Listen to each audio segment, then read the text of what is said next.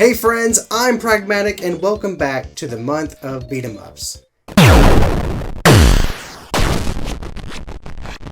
Today we're going to talk about a game that if you wanted it physically, you had to go overseas for. And that is Bishoujo Senshi Sailor Moon R. And maybe while technically the franchise of the series we talked about before it also came from overseas, at least when that became popular, we actually got games from it here. And that's no lie either. The last game I covered, Mighty Morphin Power Rangers, and Bishoujo Senshi Sailor Moon were both published by Bandai. And despite being nearly as many Sailor Moon games as there are Power Ranger games, we have seen none of them make it to the States. This may be because of the idea that the game about 5 superhero and high schoolers fighting in the name of love and justice may not have appealed to people in other countries, or rather more so to males, since surely girls had absolutely no interest in video games. While games being confined to a certain country or location is certainly nothing new to the gaming industry, it does feel like such a crime because not only were there so many Sailor Moon games out there, a lot of them were actually pretty great. You had a variety of puzzle games, Sailor Moon Another Story, an RPG that deserves its own video, and the game we're focusing on today, Bishoujo Senshi Sailor Moon R.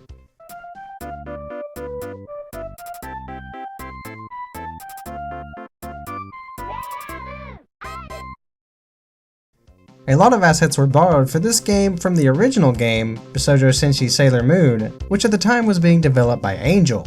Sprites were taken from the first game and touched up in the second game, but ultimately look and play the same, now with a new cast of villains to fight. Following the name of the title, this beat 'em up takes place during the season of Sailor Moon R, which takes place a little after the beginning of Sailor Moon. I'm not going to claim to be an expert of Sailor Moon by any means, actually that title falls to my wife, who is one of the biggest fans of Sailor Moon I know, so I'll let her explain the setting in this game. Okay, so Sailor Moon R is the second season of Sailor Moon and is known by fans of the series as the Dark Moon arc. The main focus of this season was the introduction of Chibi, or Rini for the old school American viewers, who is Sailor Moon's daughter who comes from a distant future and where the Dark Moon has invaded and sent the world into chaos. Chibi escapes with the help of Sailor Pluto's time key to the past to seek help of the Sailor Senshi of the past. The villains of the season follow Chibi into the current day world, and here I would say is the best guess on where this game takes place. You do travel to the future in the game, but at the very best this is just basic storylining for the actual plot. So we'll go with that. Thanks, babe. No problem. And there you have it. But honestly, as this is a beat 'em up, you may not need that much information for the game, as there is little to no storytelling throughout the entire playthrough. You get a bit of a synopsis at the beginning, but from there it's absolutely about the fighting, which in my opinion is a good thing. You can choose between any of the 5 main Sailor Scouts, each equipped with their own sets of attacks and special moves. And unlike the Mighty Morphin Power Rangers game we just covered, you can actually play co-op. And I'd recommend it too, because Sailor Moon doesn't pull any punches. Unlike Power Rangers, Sailor Moon R isn't a cakewalk. If you want to go solo, you'll find yourself facing multiple foes at once, each with their own array of skills to lay waste to your health bar. True fans of Sailor Moon may realize that each enemy does come directly from the anime of the series, and while there are quite a few of them to encounter, later levels do see these adversaries getting the palette swap treatment. Despite this, you'll feel more agitated than relieved at fighting a more powerful version. Some enemies you face, like these roly-poly guys that apparently took the form of Ray's grandpa in the show, have the ability to cover a lot of area which can easily interrupt your attacks, or just knock you off your guard. Still, this is a much welcome change than fighting only one enemy of different colors. Looking at you, Power Rangers. And whether you're fighting by yourself or with a friend, you'll be able to progress with your usual series of punches, a grapple, and a special attack that each scout can charge up and release to do a bit more damage, and even knock back foes that are unfortunate enough to be in your attack's direct path. The only consequence of your special is that it takes about a second to use, so I wouldn't recommend using it if you find yourself with a screen full of enemies. That and the actual threat of the attack only spans about directly in front of where you're standing. Playing solo also nets you the ability of having a super special move. Each scout has a screen clearing attack they can do a set number of times. This might be a feature because whether you're fighting co-op or by yourself, the number of enemies stays the same. So maybe the developers thought that single players may have needed that extra boost to make it to the end.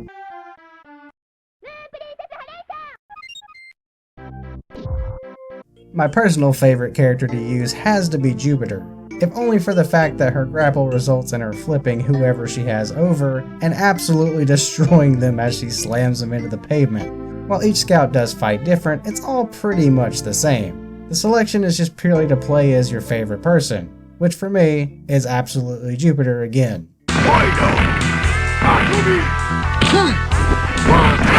Hyper combo finish!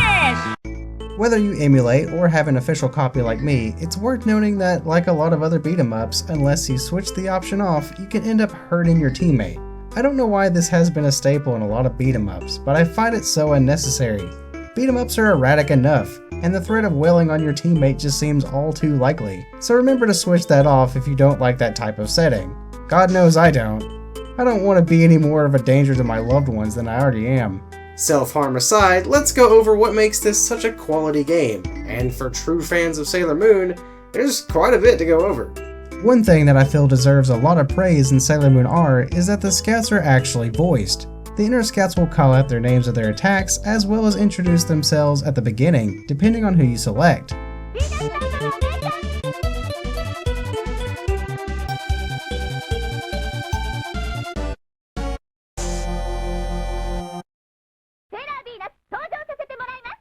They'll also show a bit of their own personality if they find their health dropping to 0, with Sailor Jupiter venting her frustration and Sailor Mercury having to wipe away her tears before getting back into the fight. Seeing quality animation as well as some pretty clean sound clips were not too common at this time. One of the benefits of co-op is the ability to grapple and throw your teammate across the screen to follow up with their own attack. This is one of the most unique and comical moves I've seen, mostly because they just look at each other like something is wrong. Look at me, Sailor Mercury, they're all dead! Fans of the series will also appreciate the detail level we put into all of the backgrounds of each level. A lot of them, if not all of the levels, are taken straight from the series. The only one I'm having difficulty with identifying is this weird jungle level. I don't doubt that there may have been a filler episode where Sailor Moon goes to the Amazon, but I don't know for sure. Probably not. That's their little, like, scene transition. are Yeah, we this now? didn't happen in Sailor Moon R. What happened? That's a change. This level sucks, by the way. It's far too easy to get knocked into the water, which does some pretty significant damage to your health, which I have to state again, you'll need plenty of to actually beat this game. While not very long, each boss at the end of each level gets harder than the last. I'll not hide that I had to increase the amount of continues possible to maximum to actually make it to the end of this game. Each level has you going up against one of the leaders of the Dark Moon clan, fighting against Emerald, Sapphire, Rubius, and Prince Demand stage after stage as you thwart their attempts at stealing, Chibi Mode and the Silver Crystal from Sailor Moon. Help me out here. Which is wildly inconsistent. Why are you fighting Emerald first? Why is Rubius not dead already at this point? And why is he in Neo Queen Serenity's chamber when you do fight him? None of them can get into the palace! It doesn't make sense! It's a beat 'em up. They don't have to make sense if they don't want to. But the main thing to take away here is that this game is challenging, it's fun, and I don't know why we never got it. If by some chance you're having too much difficulty with the main game, there is an alternative mode that's essentially easy mode, or as I like to call it, Chibi Mode. Chibi Mode is an entirely different playthrough where you can only play as Chibiusa, the daughter of Sailor Moon. The main takeaway is that Chibiusa here can't be damaged by attackers that hit above her head. Only low to the ground attacks affect her, making for a much simpler, smoother playthrough. I know it's easier, but I also just kind of like the idea of being able to stack tons of bodies as this small pink child. Who knew that the Legions of Darkness Sailor Moon faces apparently can't stand up to people who are too small to get on most of the roller coasters at Six Flags. Small children aside, Bishoujo Senshi Sailor Moon R isn't without its problems. While enjoyable and challenging, I found that this game is plagued with the usual stress of having to perfectly be lined up with an enemy to actually hit them. I can't tell you how many times I had to move up and down the screen to finally connect to my target.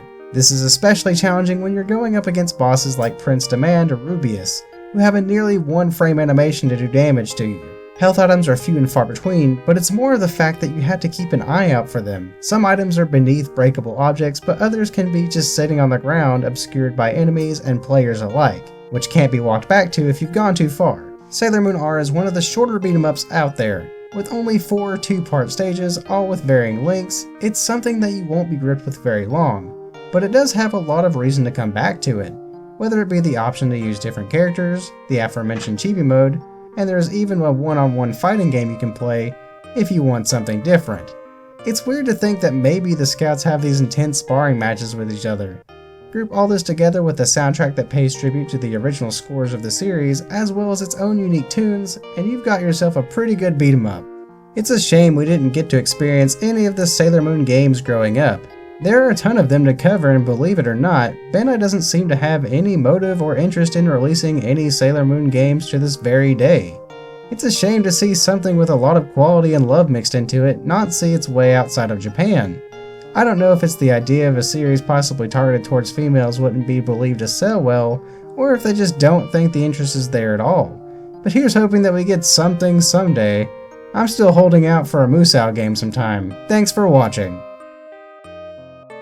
Thanks for watching me whine about wanting a Sailor Moon game to play, and joining me in the month of beat 'em ups. If you like this video, then consider leaving a like or even subscribing if you're new.